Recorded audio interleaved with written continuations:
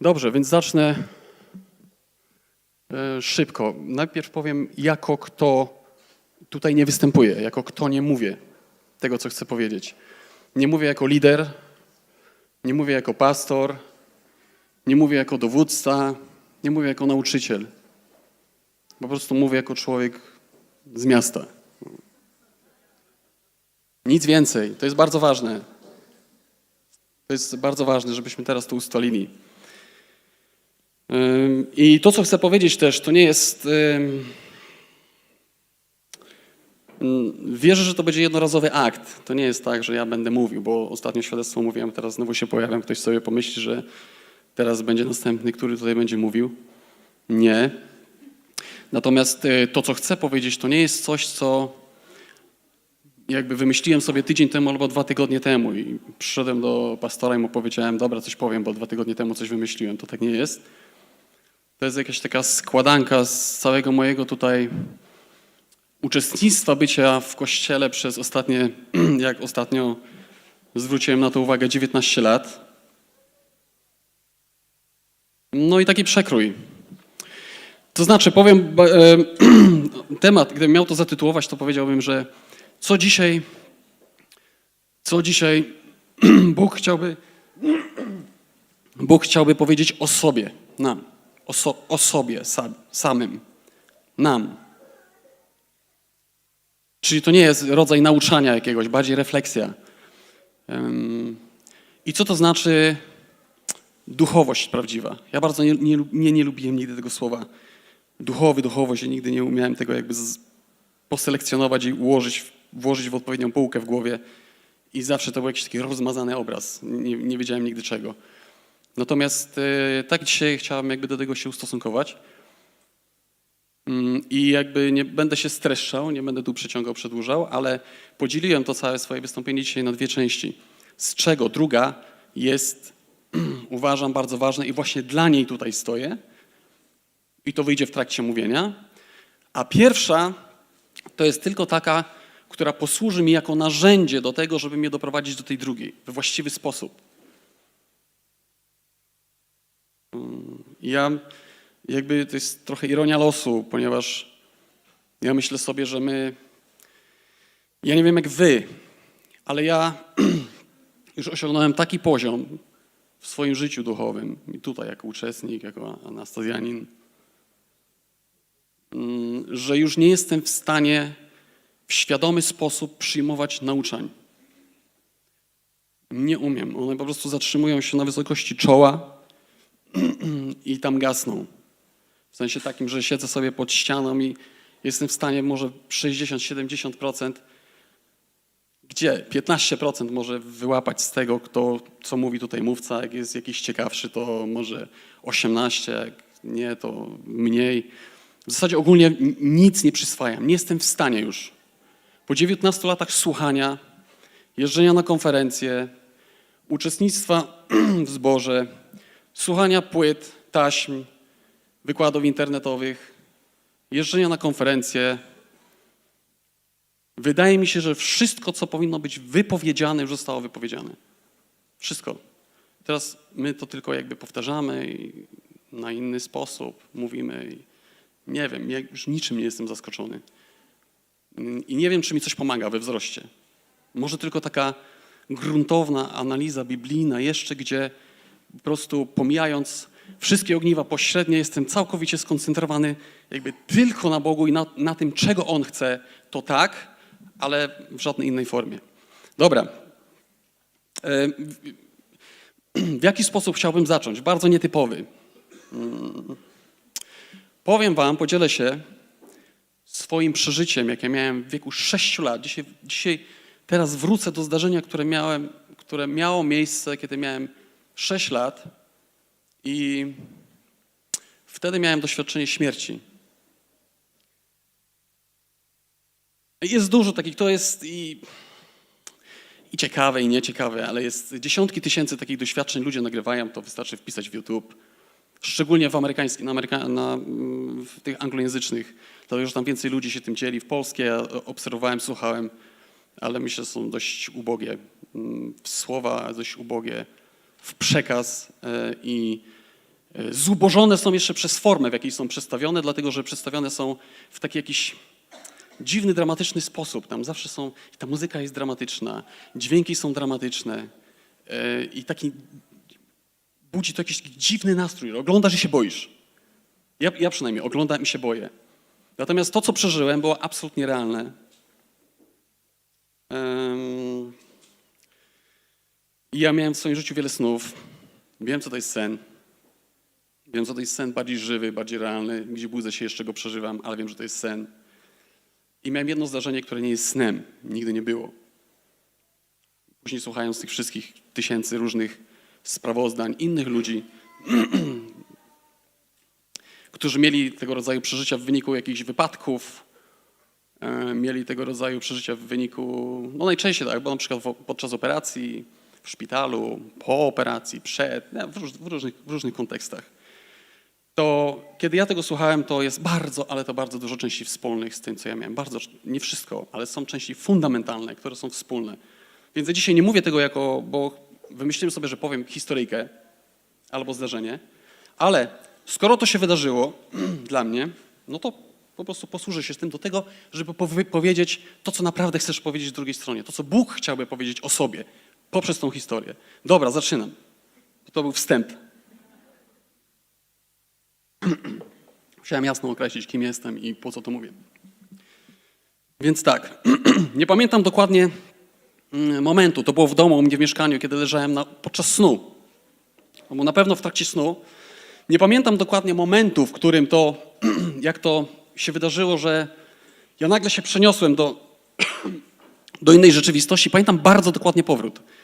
Bardzo dokładnie, ze szczegółami. I dzisiaj będę mówił to z osoby, jakby narrator wydarzenia, ponieważ ja mam to tak mocno zarejestrowane i wybite w sercu i w duszy, że widzę te wszystkie wydarzenia jak jeden film. Jest mi to bardzo, bardzo łatwo jest mi o tym mówić. Dlatego, że ja widzę po kolei, co się dzieje i opisuję to, co widzę. Więc tutaj jest dość łatwo, więc nie będę jako narrator osoby, która opowiada o czymś, tylko będę mówił w liczbie pojedynczej, tak? Pierwszej osoby liczby pojedynczej, tak? Tak. Więc jestem. Nagle znajduję się w próżni. Otwieram oczy i znajduję się w próżni. Jest czarno, jest ciemno, jest tak gęsta czerń, że to przechodzi moje jakiekolwiek zrozumienie. Myślę sobie, ludzie, jaka lipa.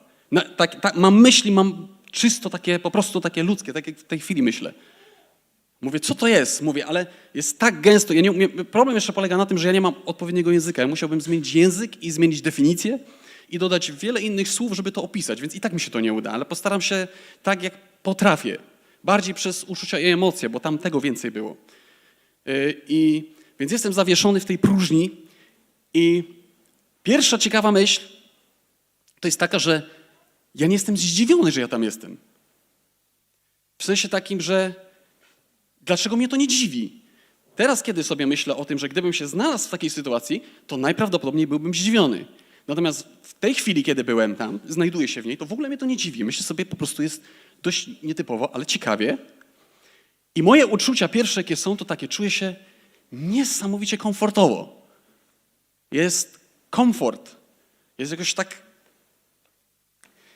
czarno, ciemno, ale żywo. Tak. Ja mówię, to żyje, tak, coś się dzieje, ale nic się nie dzieje. Nie ma scenerii, nie ma żadnych bytów, nie ma żadnych osób, nic nie ma. Jest tylko ta gęsta czerń, ale też w tym samym czasie pojawia się uczucie takiego jakby czekania na coś. Ja wiem, że ja czekam na coś, co się zaraz wydarzy. Wiem, że czekam, mam komfort, mam na wysokości brzucha tutaj, jeżeli miałem jakieś, nie wiem, takie gilgotki, jakby motylki, taka ekscytacja i zero strachu. Zero. I pamiętam, że w tym momencie jeszcze tutaj nic się nie dzieje, a ja już zdałem sobie sprawę z tego, że to jest stan, w którym nie ma strachu i przypomniałem sobie, że przecież jest coś takiego jak strach. I mówię, tutaj tego nie ma w ogóle. Czuję się tak dobrze, tak bezpieczny. A nic jeszcze nie ma, jest tylko czerń. Jeszcze nic się nie dzieje. A już tak wiele się wydarzyło. Więc wiszę.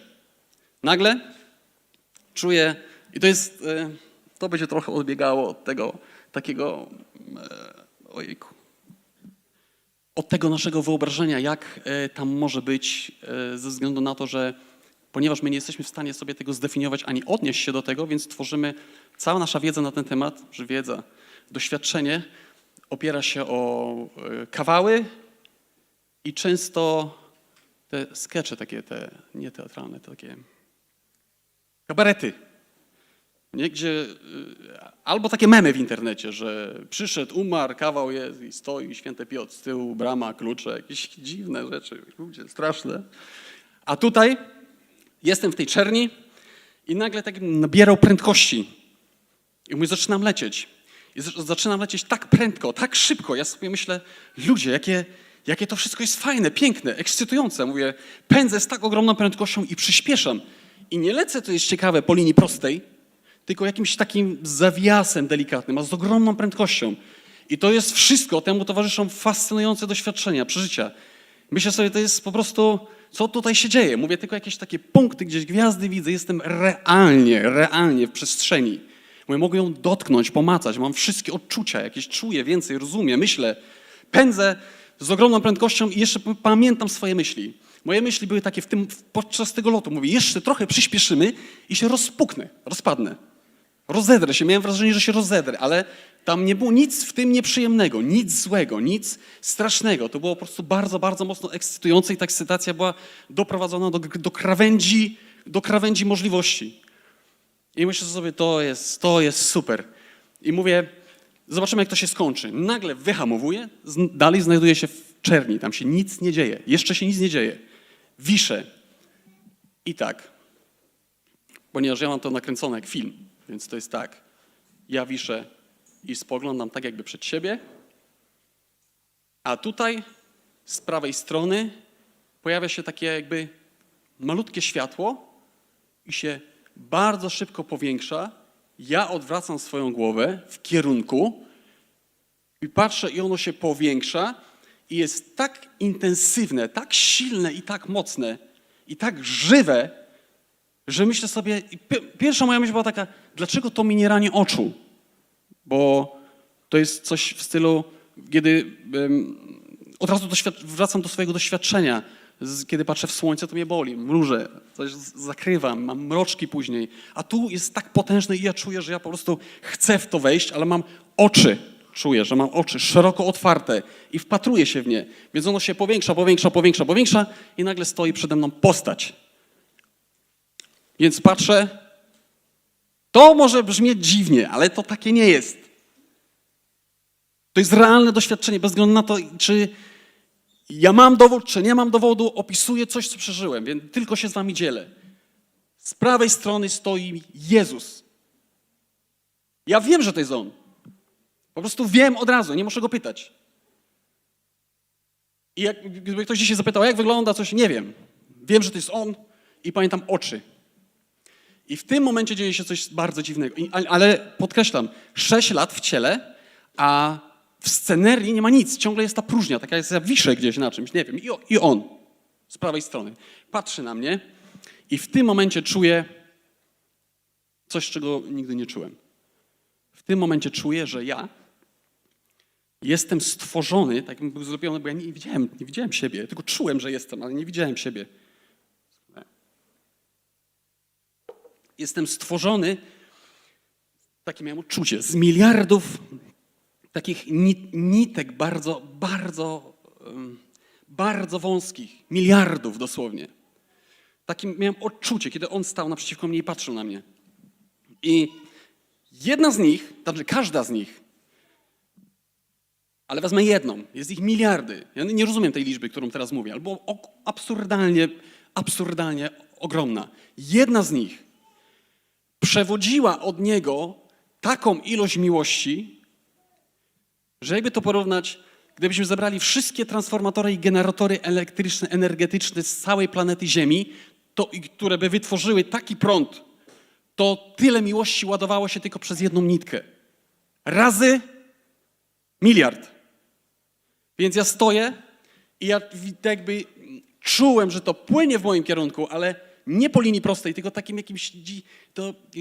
Chodzi o to, żebyście sobie nie wyobrażali tego, co mówię, bo to i tak się nie uda i wyjdzie z tego jakiś karkołomny, dziwny obraz. Ale może bardziej emocje.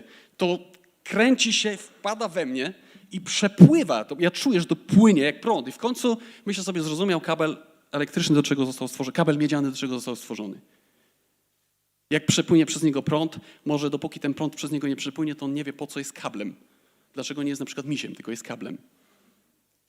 Jak jest na przykład tym drutem i płynie przez niego prąd, to wtedy drut rozumie, aha, to po to mnie zrobili. I dokładnie to samo było. To płynie i ja sobie myślę, o ludzie, to po to ja jestem stworzony. I w tym momencie po raz pierwszy przypomina mi się ziemia, rodzice, całe moje doświadczenie, podwórko, dopiero tak bym się wybudził. I myślę, to czego oni tego nie wiedzą? Ja mówię, to czego oni tego nie wiedzą? I w tym momencie życzyłem wszystkim, żeby się dowiedzieli. To wiecie, czego im życzyłem. Ale to na razie. I mówię, no oni muszą to wiedzieć, że jest takie niesamowite. I to jest tak. To jest bardzo dużo. Problem jest z czasem, bo nie umiem tego wszystkiego jakby po kolei poukładać. Ale w tym samym momencie odczuwam, że to nie jest tak, że stanął Jezus i stoi. Stoi i ja czuję, że to jest największa i najpotężniejsza i najsilniejsza osoba w całym wszechświecie, która ma tak potężny autorytet, która jest tak potężna, że ja nie jestem w stanie ustać, więc się uginam, rozpływam się przed Nim, uginają mi się kolana i po prostu spływam w dół. On mówi wstań, ja mówię nie mogę, wstań, nie mogę, wstań, nie chcę wstać, bo będę za wysoko przed Tobą, nie mogę, wstań. I czuję tą ogromną akceptację, ja myślę, skąd ma taką akceptację? Bo to trzeba doświadczyć, nie umiem tego wyrazić. Ale mówię, jak możesz mnie tak akceptować? Za te wszystkie rzeczy, a pamiętacie, 6 lat w ciele, jeszcze nic złego nie zrobiłem. Nie zdążyłem. I myślę sobie, dlaczego, skąd to jest? Dlaczego tak mi? I myślę sobie tak przez chwilę, mówię, weź, już mi tyle czasu poświęciłeś. Za dużo, już się nie godzi, żebyś mi poświęcał ten czas. I tak jakbym z jednej strony bardzo chcę, żeby był, ale z drugiej strony wiem, że nie jestem godny, żeby on tak się na mnie patrzył z takim pokojem. A tutaj czuję cały czas pokój i myślę sobie, że on się nigdzie nie śpieszy. Myślę sobie znowu, to jest trudno wyrazić, ale to był najpiękniejszy moment w całym moim życiu. Dziwne, ale moim całym jestestwie, może tak się wyrażę. I wtedy zupełnie inaczej rozumiesz to, w tym momencie tą relację, jaka zachodzi między mną a nim. I myślę sobie tak, 1000 lat, stójmy tak 1000 lat. Mówię do niego, stójmy tak non stop. Ja nic więcej nie chcę. Nie chcę domku na prerii, nie chcę pieniędzy, nie chcę nawet tu żadnego miasta, nie chcę jakichś pięknych łąk, nie chcę tu kwiatków. Chcę, żebyś tylko po prostu był i się tak na mnie patrzył, jak w tej chwili patrzysz, po to, abym doświadczył to, czego w tej chwili doświadczam. Stój! I tu się zmienia, w tym momencie się zmienia sceneria. I on jakby tak, znowu wracam na prost, czerń mi znika, a z przodu zaczyna się coś słabszego, bo czuję, że idzie ktoś. Nie widzę nic nie widzę do tej pory, tylko widziałem Jego. Widzę, że coś idzie i to na takiej zasadzie takiego jakby potężnego oceanu, tylko ja to wszystko wyczuwam, ja tego nie widzę i czuję, że idzie. Ja mam wrażenie i ja wiem, że po odczuciach, które miałem, bo te już nie były aż tak bardzo miłe, że w pewien sposób albo idzie, albo zbliża się do mnie sam Bóg, o którym Jezus mówił, bo Pan Jezus ciągle, jak czytamy Ewangelię, jakby wyróżniał Ojca. On mówi, mówię tylko to, co mi Ojciec kazał. Mówię tylko ze względu na Ojca. Poszedł tam z tej świątyni, wygonił tych kupców. Mówi, z domu Ojca mojego nie będziecie czynić tego. On robi wyróżnienie, że ja nie jestem dobry. Dlaczego mnie nazywać dobrym? Dobrym jest tylko Bóg, Ojciec w niebie. I ja mam takie wrażenie, że ten Ojciec jakoś jest zakamuflowany gdzieś tutaj. Taki gdzieś z tyłu. Gdzieś jest, ale gdzieś jest z tyłu. I ja czuję, że to idzie do mnie. I idzie, pierwsza fala przeszła. To była słów mi braknie.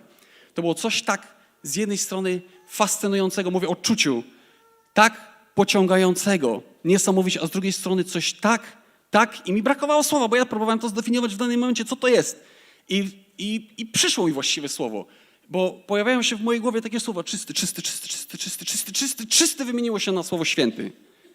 I ja sobie myślę, w tym momencie czuję, że święty oznacza, że ja nie jestem fizycznie w stanie zajmować tej samej przestrzeni, którą on zajmuje. Nie jestem w stanie, on mnie musi wyeliminować. Nie ma takiej możliwości, on jest czysty. Ja nie mogę stać w jego przestrzeni, bo po prostu przestanę istnieć i to ja przestanę istnieć. Więc się zaczynam telepać ze strachu. Straszliwie się telepałem. Mówię, ja nie wiem. I to jest takie coś, że on idzie i ty czujesz, że on nie ma jakby końca. To jest ktoś tak potężny, z kim nie można walczyć. Nie da się. Więc mój wzrok jest jakby na nim. Ja myślę sobie, jejku, jaki on jest, nie wiem jaki nawet. I w tym kontekście, kiedy ja teraz zrobię króciutki przerywnik i sobie pomyślę o tym, że ludzie czasami myślą, wiecie, tam diabeł, te demony, tu źli ludzie. Nie ma takiej możliwości, żeby ktokolwiek mógł z nim konkurować w walce. Nie ma wojny między Bogiem a kimkolwiek albo czymkolwiek. Nie ma takiej możliwości. Jest za wielki. Jest tak potężny, że nie ma wojny. Jak jest wojna, to tylko dlatego, że daje fory. Dał ci nogawkę, przyszedł piesek, masz, gryź. I pieskowi się wydaje, że on walczy ze mną. Nie ma wojny. To jest inny problem. Tam problem polega na sprawiedliwości. Ktoś mógł powiedzieć, dlaczego jest diabeł, dlaczego jest zło. To jest zupełnie inna zasada. Tu chodzi o sprawiedliwość Bożą. Ja nie będę teraz o tym mówił. Ale zresztą i tak nie mam w tej kwestii za wiele do powiedzenia. Ale chodzi o to, że wiem, że w tym momencie nie można walczyć z kimś takim. Nie da się. Jeżeli walczysz, to tylko dlatego, że on ci pozwala. Jakub walczył z aniołem, szarpał się z nim przez 3 dni. Śmieszna sprawa. No bo mu dał, to ma się szarp z jakiegoś tam powodu, ale nie dlatego, że on z nim tak walczył. Nie da się z nim walczyć. I teraz kwestia jest tego, jeżeli my sobie uświadomimy, jak wielki jest Bóg, jak te słowa piosenki mówią, w takim kontekście, to wtedy myślisz sobie, kurczę, czego mu się daj bać? Kogo? I tak, więc dobra, to idzie, ja się telepię już do granic możliwości, nie wytrzymam. Zginę. Drugi raz. I pamiętam myśli swoje i odczucia. Myślę sobie, w tym momencie, nawet głowę pamiętam, gdzie skręcałem, w tym kierunku, chociaż to wszystko było czarne. I szukałem kamienia, takiego wielkiego kamienia. Ja pragnąłem znaleźć głaz, jakiś wielki głaz, taki potężny głaz. I myślę sobie, najlepsze miejsce dla mnie będzie, jak wryję się jak kret 3 metry pod ten głaz, bo tam będzie właściwe miejsce i tam może się przed nim skryję, ale kiedy sobie to pomyślałem, to uświadomiłem sobie, że i tak to mi się nie uda. Ja mówię, no to już jest koniec. No to jest już koniec. I w tym momencie już tego ekstremum mojego takiego, w którym ja już przeżywam tortury wręcz, wchodzi znowu Jezus, tak, na linii między mną, Jezus i Bóg z tyłu. I w tym momencie, w jednej sekundzie czuję taki, jak mi z brzucha taki ciężar schodzi i taka ulga przychodzi wielka i takie bezpieczeństwo. I myślę sobie, o ludzi, jak dobrze, żeś tu przyszedł w tym momencie. Pamiętam swoje odczucia, jaka to była ogromna ulga. I mówię, nie da rady, nie można z nim konkurować, nie można. Mojżesz się pochylił raz, jak tam czytam w Starym Testamencie, że Izraelici wyszli na pustyni, mieli ten namiot i on chodził do namiotu, a słup ognia zstępował i blokował drogę między ludem a nim. I on tam przebywał z Bogiem i potem wychodził i mówił ludowi, co mają robić. Wobec tego w ludzki sposób wyszła z niego ludzka natura, myślę, że z każdego może, że przebywając z Bogiem w końcu zadasz to ciekawe pytanie. Mówię, a weź mi, bo tak tu rozmawiamy, już parafrazuję trochę, to pokaż mi, jak wyglądasz. No, to taka ciekawość, no. I co Bóg mówi? Mówi, nie może mnie człowiek oglądać, dlatego że jeżeli na mnie spojrzy, to będzie musiał umrzeć. I teraz to jest ciekawe. Mówi, a dlaczego tak powiedział, że musi umrzeć? Bo miał takiego widzimisia, Bóg? Powiedział, postanawiam, że nie może mnie człowiek oglądać, bo jak mnie zobaczy, to umrze. Nie, to nie dlatego. Dlatego, że jeżeli pozwoliłby mu zobaczyć swoją twarz, to co by ujrzał, ten obraz, który by wszedł przez oczy, jego mózg, to jest moja interpretacja, moja, to ja mówię, może to jest nietrafione w ogóle. To, co on ujrzałby, ten obraz, który by ujrzał, by go po prostu zabił, bo nie przetworzył informacji, którą by zobaczył. Zobaczyłby kogoś tak albo pięknego, albo tak, nie wiem, może nie pięknego według naszych oczu, żeby tego nie wytrzymał i musiałby po prostu w fizyczny sposób umrzeć. Nie da rady, nie mógł mu objawić swojej twarzy, nie mógł tego przykombinować. Chcesz zobaczyć, jaki jestem? Masz. Tak samo Izraelici, którzy mówią, weź powiedz Bogu, żeby, my też chcemy go słyszeć, czego ty tylko z nim rozmawiasz? My też, no to dobra, no to poszli. Oczyścili tam pod tą górą Synaj. I mówi, dobra, jutro będzie Pan do was mówił. Pan zaczyna mówić, a oni się zaczynają wydzierać, weź go zatrzymaj, niech już do nas nie mówi. Niech do nas nie mówi, bo nie wytrzymamy tego. A to był tylko głos. Oni mówią, nie wytrzymamy tego, nie chcemy tego słuchać, ty z nim mów. I to jest coś w tym. Bo jak się zbliżasz do niego, to nie chcesz, bo wiesz, że to po prostu jest, to się źle skończy. Więc tak. Więc tak. Chciałem się schować pod ten głaz. Zostałem ochroniony, czuję się bezpiecznie, wracam z powrotem, on stoi cały czas, ten Jezus, ja patrzę na niego i mówię tak. I czuję taki wielki niepokój przychodzi do mojego serca w tym momencie, bo ja wiem, że to wszystko się kończy i on mi mówi, że apiat nawarot. I z powrotem. Ja myślę sobie, nie ma takiej możliwości. I teraz chcę wam pokazać, jak myśli, bądź też funkcjonuje człowiek, a może już nie człowiek, nie wiem, po drugiej stronie, że to nie jest wszystko takie dostojne, tak stoisz, chwała Pana wznosi się do góry, albo jest jakąś chmurą, albo jeszcze nie wiem czym. To są takie dziwne wyobrażenia, które wynikają z tego, że my nie mamy punktu odniesienia. To jest wszystko realne, ma sens. I jak tutaj w tym momencie walczysz o swoje, ja się darłem, mówię, że nie wracam nigdzie. Nie chcę. I tak bardzo chcę, żebyś połączony z nim, że nie chcę, po prostu nie chcę. On mówi, że nie. Myślę sobie, dobra, ostatnia chwila. Naprawdę tak to wyglądało. Mówię, biegnę, muszę go przytulić, muszę. Więc pędzę, chcę i czuję cały czas miłość, cały czas czuję akceptację. Ale ręka wyszła z miłością i dół. Ostatnia taka scena znika mi, zszedł mi z wizji. Stoję przed 3 jakimiś, nie wiem kto to był. Wielcy, brzydcy i potężni, niesamowicie. Ale czułem się bardzo bezpiecznie i czułem miłość od nich. Mówię, nie wyglądają zbyt atrakcyjnie, ale dość przerażające to były postaci, ale wiem, że tam darłem się najgłośniej. Powiedziałem, że nie chcę, bo ja wiedziałem, że oni mnie wypchną z powrotem. Powiedziałem, nie chcę, ja się darłem. Ja nie wiem, czy ja miałem gardło, ale je zdarłem. To jest walka, walczysz po prostu o przetrwanie, chcesz zostać. I tyle. Pokrzyczałem, tylko poczułem tutaj na wysokości klatki piersiowej takie potężne uderzenie, takie pchnięcie mocne i zostałem jakby władowany w taki jakby, najlepsze słowo, jakie mi przychodzi, to jest jelito. Taki jakby tunel, ale taki ciasny niesamowicie i znowu z tą prędkością w dół serpentyną zacząłem spadać. Bardzo, bardzo szybko. Tak szybko, myślę sobie znowu. Ale to przez cały czas bardzo ekscytujące, fantastyczne, fajne odczucia i emocje. Po prostu rewelacja. Życie jak nic. Tu mnie zgniata, czuję jeszcze trochę to potrwa, to mnie po prostu zgniecie, bo w miarę lotu to przyspieszałem, ale mnie tak ściskało coraz bardziej. Nie ciekawe, jak to się skończy. I nie ma w tym strachu nawet. Nie ma. To jest roller coaster. To jest życie. Tam żyjesz. Więc to mnie już zgniata, ja mówię i nagle przy końcówce tylko jeden wielki huk. Otwieram oczy. Jestem u siebie w pokoiku. W ogóle mnie nie dziwi, że pod sufitem. Jak mogło mnie zdziwić po tym, co było przed chwilą? Wiszę pod sufitem. I pamiętam jak dzisiaj. Niektóre rzeczy i przedmioty z tego pokoju pamiętam tylko i wyłącznie ze względu właśnie na to doświadczenie, że leżałem jak pod sufitem, wisiałem jak kamera i rejestrowałem wszystko, więc od lewej strony tam były drzwi na przedpokój, do kuchni, do ubikacji. Na tej ścianie była jeden wielki kredens. Tu była końcówka, tu była ściana i okno.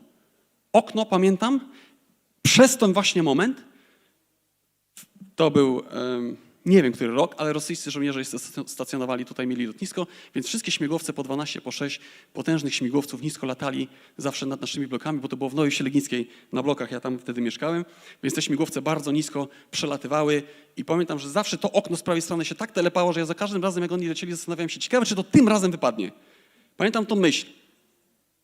Tak się po prostu telepało i to ja bardzo lubiłem ten moment, ale pamiętam to. Pamiętam misia, który stał z prawej strony na kredensie. Misiu taki duży, pluszowy. Pamiętam, bo go leczyłem zastrzykami. Miałem strzykawkę, długą igłę i mu waliłem wodę przez 3 tygodnie, aż napuchł. Spadł mu łeb na deseczkę i zgnił. Ale nie w jednej chwili, tylko przez 2-3 tygodnie kurację miał taką, bo pamiętam, że mama przyszła, się wkurzyła. Takie szczegóły pamiętam, właśnie mówię o nich ze względu na to, że ja je rejestrowałem właśnie w tym momencie. I misiu, patrzę w dół, leży chłopczyk na łóżku, w piżamce. Mój brat dostał od ciotki Kryśki chrzestnej ze stanu z Chicago piżamkę w pastki biało-czerwone z lejącego materiału, czerwień była bardzo nasycona i biel była bardzo nasycona i to było takie miłe. My w PRL-u takiej nie mieliśmy. Więc ja myślę sobie, to mój brat dostał. A ja w niej leżałem, ciekawe czego, że byłem starszy i lepiej chyba na mnie pasowała, a on leżał w tej takiej wypowiadałej w zielono-białe misie. I jemu lepiej tam ta pasowała. Chyba mu ją rąbnąłem, nie wiem. Ale widzę, że leży i widzę że ręce do tyłu, tak, i noga jedna tak o drugą. I widzę, że leży. I mówię tak, nie ma takiej możliwości. Nie wracam. Wciąż w tym pokoju krzyczałem. Już nie było nikogo, już nie widziałem żadnej scenerii, nie było żadnych bytów, nic. Po prostu tak i normalne, wiszę pod sufitem. Ale pamiętam argumentację, bo krzyczałem i miałem jedno przekonanie, że Bóg mnie słyszy w tym momencie. Wiedziałem to, że mnie słyszy, więc jeszcze się darłem, bo jeszcze nie chciałem, pamiętam, na 3 palcach argumentowałem, dlaczego nie mogę tam wejść i powiedziałem takie argumenty jak będę śmierdział znowu. Nie wiem dlaczego taki, ale taki. Drugi to był taki, że nie wchodzę tam, ponieważ znowu będzie boleć, znowu będę czuł ból, a nie chcę. W sumie jest tutaj rewelacyjnie. I trzeci to jest taki, że znowu będę musiał dźwigać to ciężkie cielsko, a mi się nie chce. Bo z perspektywy nie chce mi się. Nie jest tak, że mi się nie chce, tylko jak porównasz to, czego doświadczasz, a ktoś ci każe wejść w ten skafander, kombinezon, który jest ciasny, obrzydliwy, śmierdzi i jest niewygodny i mało atrakcyjny, to aż cię depresja łapie w tym momencie. Bo to jest odczucie, które nie pojawia się tylko we mnie, ale też jakby z innych doświadczeń wiem, że pierwsze wrażenie to jest takie do swojego ciała, jak jeżeli ono leży na przykład, a ty masz możliwość, że je akurat widzisz, to jest takie jak takie. Obrazek, dzbanuszek, firanka, telefon, moje ciało, mucha. A co tam jest? I idziesz sobie w inną stronę. Tyle uwagi przywiążesz. Tyle.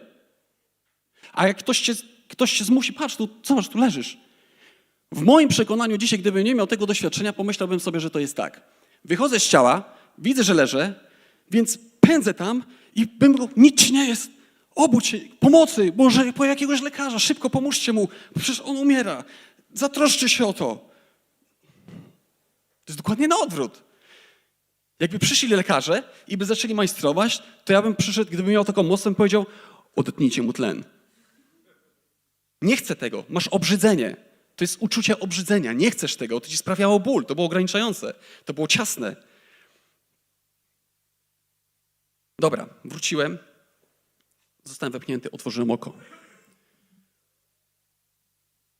I po co ja to mówię wszystko?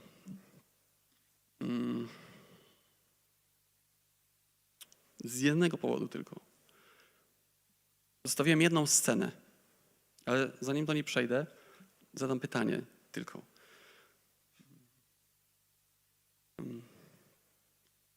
Czym jest jakby piekło? Ja odnoszę się teraz do jakby tego doświadczenia i do tego, w jaki sposób Bóg widzi nas z perspektywy krzyża, czyli osoby, która jest Pan Jezus, dobrze, uznaję Ciebie, dobra, przyznaję się do Ciebie, dobra, chrzczę się, tak, z własnej woli, jestem z Tobą. Z takiej perspektywy.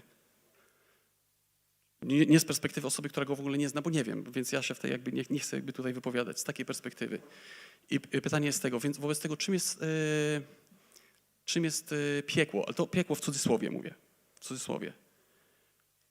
Co to jest? I ja wam teraz powiem, co to jest. Jest jeszcze jeden taki moment, gdzie jesteś przed Nim i przed Bogiem, przed Jezusem. I najważniejsza rzecz, kiedy to będzie? Przy końcu świata? Jak to powiedzieć, żeby zabrzmiało ładnie? Jakie to ma znaczenie? Mój koniec świata nastąpi w dniu mojego zgonu. Wiem, ile mam lat, dodaję sobie 55, plus, minus. Mogę napisać taką datę, że wiem na bank, że mnie nie będzie. 60? Gdyby ktoś powiedział na przykład mi, dzisiaj przyszedł anioł Boży, zstąpił tu Gabriel i powiedział, za 60 lat będzie koniec świata. Nie mów nikomu, bo ci nie uwierzą, mówię tobie, za 60 lat. Jak zmieniłoby się moje życie? Czy by się zmieniło? Trochę by się zmieniło, ponieważ pomyślałbym sobie o tych 60 latach, że w sumie to jest nic. I ja dzisiaj dokonuję inwestycji, to przecież to jest tylko 60 lat. Umierasz i stajesz przed Nim. Wobec tego wracamy do Niego. Stoję przed Nim, goły. I stoją jacyś, nie wiem kto to był w ogóle. tysiące oczu na mnie patrzy, jakieś osoby. I wszyscy się patrzą na mnie i na moje życie. A to jest tak jak na dłoni. Wszystko. Każda decyzja, każda dobra rzecz, każda zła rzecz, każda myśl i każda intencja nawet intencje zapisali. Ja sobie myślę, gdzie oni to zapisują? Jak można zapisać intencję jednego człowieka? Zakodowana, zarejestrowana i jak na dłoni. Przyglądasz się temu i Bóg patrzy, tamci patrzą, czujesz się goły. I teraz najważniejsza rzecz, bardzo ważna rzecz jest taka, że kiedy On patrzy, Bóg kiedy patrzy, to z Jego oczu płynie dokładnie ta sama miłość, o której ja powiedziałem na samym początku, że tego doświadczyłem. Tam nie ma takiego czegoś, że jakiegoś oskarżenia albo takiego... Pokaż mi swoją książkę. Książka w cudzysłowie na potrzebę tej wypowiedzi to jest życie. Pokaż mi ją. Więc książkę biorą, rozkładają, strona ta, przeglądają i patrzy Bóg.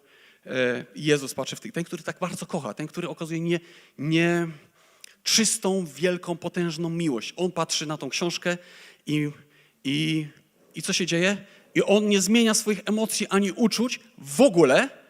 On nie zmienia ich w ogóle, ale zmieniają się we mnie. I On patrzy, kocha, cieszy się z tego, bardzo mu się to podoba. I to nie to, że musisz to wziąć na wiarę, że jemu się podoba. Ty to wiesz, że jemu się podoba. Odczuwasz to, że jemu się podoba, że jest szczęśliwy. Tak wiele ci dał, a ty sobie myślisz w tym momencie, jaka lipa, co ja tu porobiłem.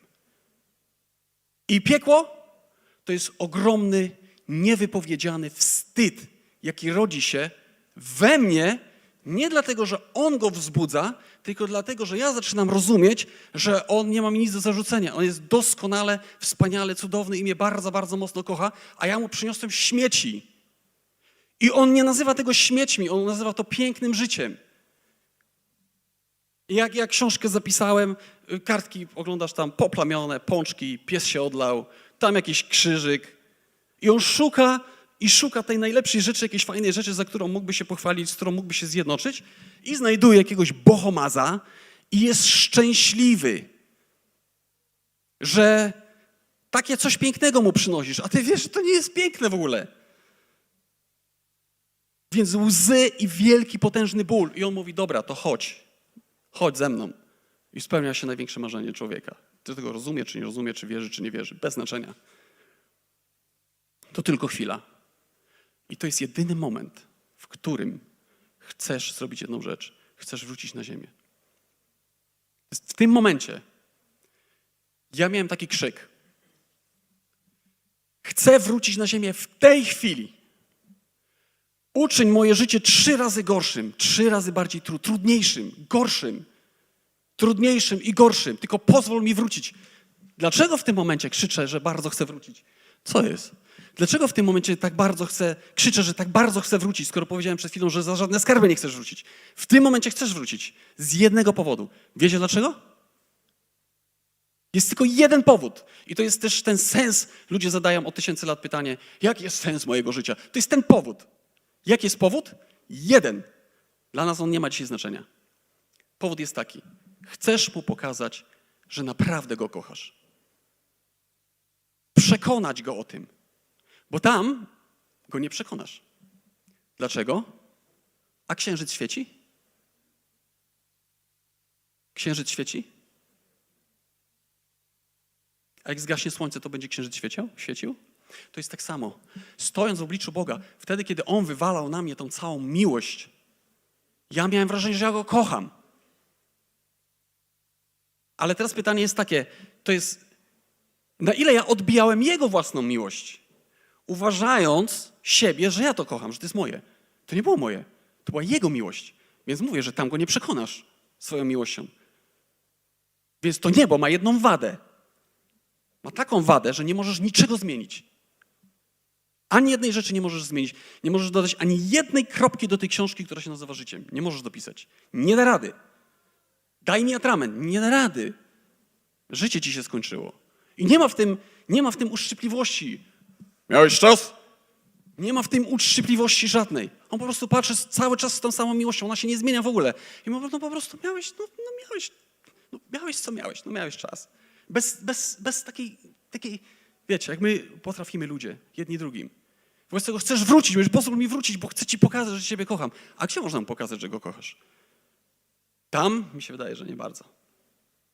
Ale jest dobra wiadomość, jest taka, że możemy zrobić to tu. Tutaj.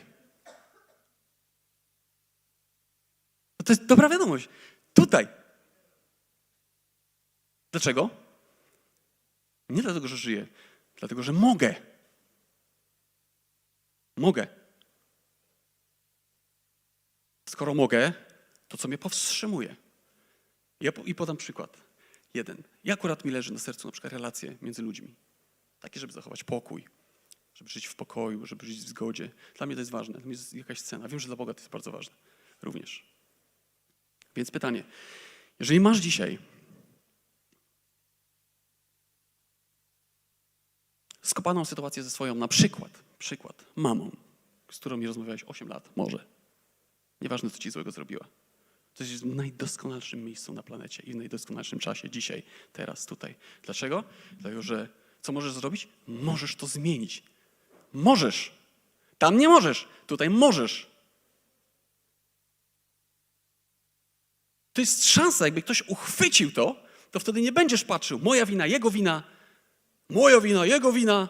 To jest słowo, w którym Bóg mówi, jeżeli chcesz złożyć mi dar swój na ołtarzu. Nie?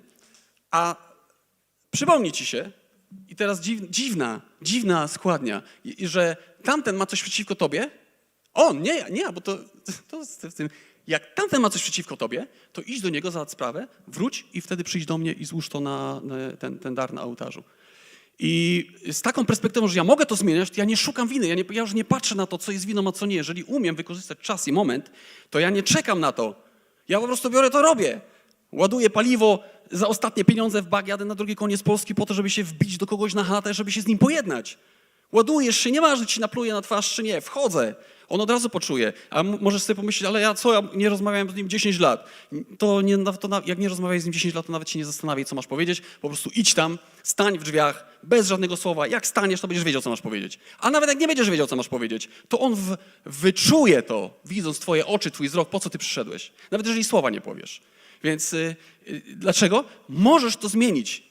Więc nawet powiem tak, że nie trzeba się o to modlić. Dlaczego? No bo możesz zmienić. No możesz wstać, możesz iść. No możesz. Tam nie możesz. A tu możesz. Gdybyś został przeniesiony z tamtej sytuacji tutaj, to byś się Boga nie pytał, czy mogę tam do Niego pójść, już pobiegł bez pytania, żeby Mu pokazać, że wybierasz Jego standard, Jego pokój. Możesz. Łap za telefon, dzwoń, idź do Biedronki po jakieś ciastka, idź do tego, do tamtego. Nieważne, czy widziałeś go 10 lat, czy 10, czy wczoraj, czy pokłóciłeś się z bratem, siostrą, mamą, kolegą, przyjacielem, z sąsiadem. Nieważne. Z tej perspektywy już nic nie jest ważne. Ważny jest tylko cel. Nie analizowanie relacji, nie analizowanie tego, kto jest winny, ja jestem winny, on jest winny. Idź do niego. Czego nie pójdziesz? Bo nie mogę. Ale możesz. To czego nie pójdziesz? To co będziesz robił? Będę się modlił. Ale o co się będziesz modlił? O co chcesz się modlić? Żeby poszedł Bóg z czarodziejską różdżką, dotknął go, żeby on wiedział, że ty przyjdziesz i żeby ci było łatwo? No chyba o to się modlimy? O co się modlisz? Po co się modlisz? Możesz, idź. Pójdziesz? Nie pójdę. Czego? Bo nie mogę. Dlaczego? Bo on jest głupi, z głupkami nie gadam. To tak wygląda czasami. Dzieci nada. No dzieci nada. A on, jak ty mówisz, a on, to po słowie on już nic nie dodawaj, bo to już cokolwiek powiesz będzie bez sensu. A on. Możesz. Mi chodzi o to, po co ja powiedziałem tą historię? Tylko właśnie ze względu na to, żeby ja mówię o czymś nowym. Mówię o pierwszym przykazaniu, będziesz kochał Pana Boga i będziesz kochał bliźniego swego. Nic więcej, tu nic więcej nie ma. Ale chodzi o to, żeby ja powiedziałem tą historię na początku po to, żeby miałem nadzieję, że może troszkę złapię inną perspektywę, że naprawdę nie trzeba się modlić. Chcesz coś zmienić? Idź po prostu to zmień. Idź, zapukaj do drzwi, weź telefon. Ja byłem w kilku takich sytuacjach. Straszne były dla mnie. Znaczy w sensie takim, że ja wiedziałem, co Bóg chce. Trząsłem się ze strachu, mówię, a co to będzie, jak to będzie. Ale też stanąłem właśnie przed takim wyborem. Modlić się o to, czy iść? No i mi Bóg powiedział, ale co chcesz mi powiedzieć? Ja sobie myślę, w sumie nic, nie wiem. No to idź. No to poszedłem. A jak poszedłem i odnowiłem relację, Tylko stanąłem w drzwiach, tylko spojrzałem. Masz łzy w oczach i już jesteś rozgrzeszony od razu. Wszyscy się cieszą. Zmieniasz i zmieniłeś. Zmieniłeś? Zmieniłeś. Co to jest duchowe? Duchowe to jest wszystko to, co jest praktyczne. Tylko i wyłącznie praktyczne. Wszystko to, co możesz zmienić. Duchowe to nie jest spotkać anioła Gabriela. Duchowe to nie jest to, co ja miałem, czy nawet to przeżycie, o którym wam mówię. To nie jest duchowe. Duchowe to jest właśnie to. Idź mu pomóż, uśmiechnij się do tego, zagadaj z sąsiadem. Takie proste uczynki. To jest wizja, nie jest zakładanie 1000 kościołów, nie jest podróżowanie po całym świecie, tworzenie misji, jakieś takie wielkie slogany. Nie, są te prościutkie rzeczy. Wymiana jest bardzo dobra. Musimy pamiętać, że koniec świata będzie w dniu naszego zgonu. Trzeba sobie dodać maksymalną liczbę lat i wtedy będziesz miał datę. I to jest najlepszy wypadek, bo jeszcze nie wiadomo, co się może wydarzyć. Licho nie śpi, jak to kiedyś powiedział Zbyszek Skrobuk. Nie wiadomo. Tutaj z tego miejsca mówił, to słyszałem, więc powtarzam. Ale najlepsza i to jest to. I co tutaj dużo mówić? To jest duchowość. Wiecie, ja sobie zapisałem kiedyś, zarejestrowałem się na Facebooka, tam są różne grupy, są grupy duchowe. Zarejestrowałem się na kilka grup duchowych. I jak ja to zacząłem czytać, mówię, ja będę chory, po prostu po 10 minutach będę chory. Wpis. 7 lat temu umarł mój tato. Wczoraj poruszyła się firanka. Co o tym myślicie? I teraz... I to nie jest koniec. Pod spodem jest 60 specjalistów udzielających odpowiedzi. Każdy inny. Ja myślę, tak się zaczyna, najczęściej. Myślę, że, ja uważam, że, ja myślę tak. To jest urojenie. Chcesz żyć w świecie urojonym? To jest urojenie. A najprostsza rzecz, albo do wróżbity Macieja, albo do jakiejś tam wróżki, albo do jakiejś dziwnej gazety, horoskopy, albo do duchowość, bo mnie interesuje duchowość. No to chcesz mieć duchowość? Z kim masz lipę? Powiedz mi. Z Wojtkiem. Telefon, dymaj do niego dzisiaj. Odnów relację. Masz duchowość. Może jak to zrobisz, trzeźwym umysłem i decyzją, bo możesz. Bo ludzie jest tak, że nie mogę. A czego nie możesz? Nie chcesz. A nie możesz. Możesz. Dlatego mówiłem tą pierwszą historię. Tak długo jak żyjesz i oddychasz, to możesz. Możesz. Nawet jak tamten drugi nie żyje, a ty żyjesz, to możesz. My nawet nie wiemy, ile możemy. No to jak możesz, no to czym problem? Zaprowadź pokój, o którym mówił Bóg. Jest księciem pokoju. Można? Proste rzeczy. Może nie wszyscy mają jakieś zepsute relacje, więc to jest wiele innych rzeczy. Ja podaję tylko przykład, żeby się to nie rozgadywać. Więc to jest duchowość. Praktyczne działanie, które możemy zrobić. Może nawet nie godzinne modlitwy, krzyki, skakania, jakieś tam przenoszenie się, wizje niebiańskie, jakieś duchowe spotykanie z aniołami, jakieś takie bzdury. To nie ma znaczenia. Nawet nie ma znaczenia to, co ja powiedziałem na początku. Tak naprawdę nie ma znaczenia. Bo jakie to ma znaczenie dla kogokolwiek? Na przykład z was. Jakie ma dla was znaczenie? Ja pomimo tego, że tego doświadczyłem, ja później tyle głupot porobiłem w życiu. I jakoś umiałem. Mądrość nie zawsze ratuje z opresji. Wbrew pozorom. Mi się wydawało, że jak będę mądry, prosiłem Boga, daj mi mądrość, proszę cię, kiedyś. Tak się uparłem. Nie chodziło mi o mądrość, bardziej mi chodziło o inteligencję. Chciałem być bardzo bystry. Jakby tak, umysłowo, na przykład intelektualnie. Na tym mi zależało, na inteligencji, nie na mądrości za bardzo. Mówię, daj mi mądrość. Ale później zakumałem, że ona jakby nie wyratuje cię zawsze z wszystkich problemów. Nie wiem co do końca. Bardziej uniżenie może. Przy okazji zrobię reklamę. Bogdan Olchenowicz albo w tamtym roku był, albo 2 lata temu na wakacji tutaj. Ja byłem w Norwegii. 3 dni miał sesję o uniżeniu. Prawdziwa duchowość. Polecam. Posłuchajcie, zróbcie notatki. Po prostu to nadaje narzędzia. O uniżeniu. Może uniżenie zmienia życie. Ale mądrość? Salomon też był mądry. I co narobił? Bo my zakładamy, że jak mądry, to on... Ale my możemy proste rzeczy robić tak długo, jak możemy, żyjemy, tak długo jak żyjemy, to powinniśmy się cieszyć, powinniśmy być bardzo szczęśliwi, bo mamy coś, czego nie ma w niebie. Mamy moc, ale nie taką czarodziejską, tylko taką moc, kurczę, dzisiaj mogę wstać, mogę pójść do Niego i raz na zawsze załatwię sprawę. A niech mi napluje na gębę. Będziesz wracał szczęśliwy z tą śliną. Naprawdę. I będziesz wiedział, że to jest duchowe. I dopiero na tym gruncie wierzę w to, że może się tak stać, że będziesz uzdrowiony, jeżeli masz taki problem, bez proszenia o to. To jest naturalne? Nawet nie poprosisz o to.